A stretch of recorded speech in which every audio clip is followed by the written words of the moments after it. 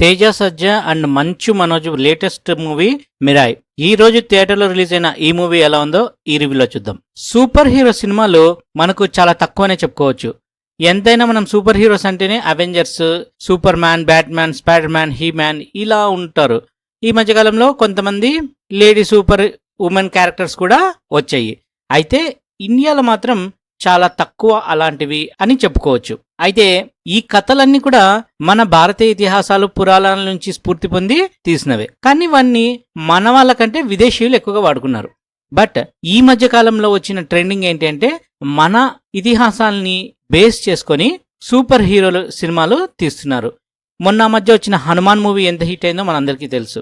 అదేవిధంగా నెక్స్ట్ లోక, కల్కి ఇవన్నీ కూడా మన ఇతిహాసాల నుంచి తీసుకున్నటువంటి ఇంపార్టెంట్ సన్నివేశాలతో చేసినటువంటి సూపర్ హీరో మూవీసే. అలాంటిదే మిరాయ్. ఇక్కడ హిస్టరీకి అదేవిధంగా మైథాలజీకి రెండింటిని కలిపి తీసినటువంటి ఒక మంచి action as well as visual ఫీస్టే మిరాయ్ అని చెప్పుకోవచ్చు. ఎక్సెప్షనల్ అని చెప్పుకోవచ్చు. చాలా బాగా చేశాడు మూవీని. డైరెక్షన్ కూడా చాలా బాగుంది.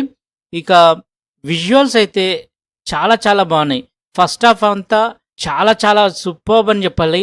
ఇక సెకండ్ హాఫ్ కొద్దిగా ఫ్లాట్గా ఉంటుంది, అయినప్పటికీ కూడా చాలా బాగుంటుంది. కొన్ని లాజిక్స్ వదిలేయాల్సి వస్తుంది.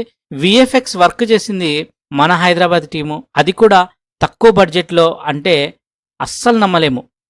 వాళ్ళు చెప్పిన బడ్జెట్లో ఇంత మంచి అవుట్పుట్ ఎలా ఇచ్చారో సూపర్బ్ అని చెప్పొచ్చు.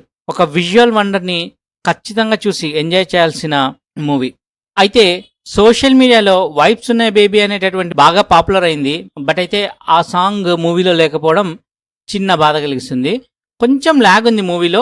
అయితే అది ఈ విజువల్స్తో వెళ్ళిపోతుంది. ఇంకా మంచు మనోజ్ యాక్టింగ్ అయితే ఆ కోపము, ఆవేశము, ఆక్రోశము, ఆవేదన, అహంకారము అన్ని కూడా సూపర్బ్గా చేశాడు.